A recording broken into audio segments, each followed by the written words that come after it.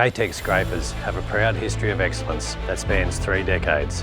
The Australian earth-moving industry is actually a big part of the K-Tec story, with the original scrapers designed and built with Australian conditions in mind. The ability to build a machine that weighs less but carries more is a testament to the hands-on style of engineering that Ken and his team have delivered. The first K-Tec scraper to land in Australia was built in 2004 and delivered in early 2005 to Brett Kingston of Kingston Landformers in Griffith, New South Wales. Ken Rempel, the founder of K-Tec, accompanied this machine on its maiden voyage to Australia. On this trip, Ken met with Brett Kingston and John Kerrigan, another contractor, to further enhance the machine's suitability for Australian conditions.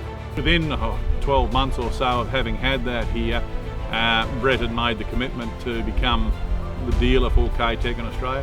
Hi, I'm Brett Kingston, Managing Director at Kingston Landformers, Griffith, New South Wales. Ken Rempel was the main man at that time, and he took the trouble to come all the way to Australia, even though there was only 1 or 2 machines here at that stage.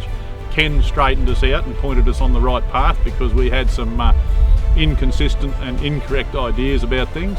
And we haven't looked back since. That input at that time in our business and in our lives from Ken really changed how we approach what we do. It wasn't long before word spread of the K-Tec scraper's effectiveness at handling bulk materials. Well, it wasn't meant to take off, it was just meant to be there to help my earth moving business. And then I just kept getting phone calls. Look, it's difficult to say one machine beats all others, but you've got to have the correct tool for the job.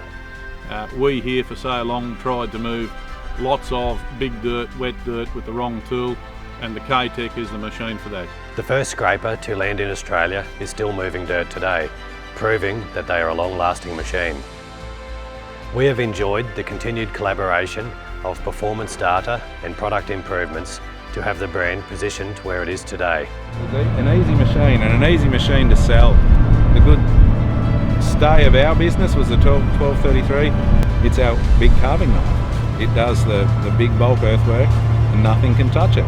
The machines themselves will have cumulatively well over 60 or 70,000 hours, perhaps even as many as 100,000 operated hours on them. We find the K-Tec, compared to our other scoops, a very simple machine, the fewest possible moving parts, and as such the most reasonable ones for us to keep going on a per hour basis.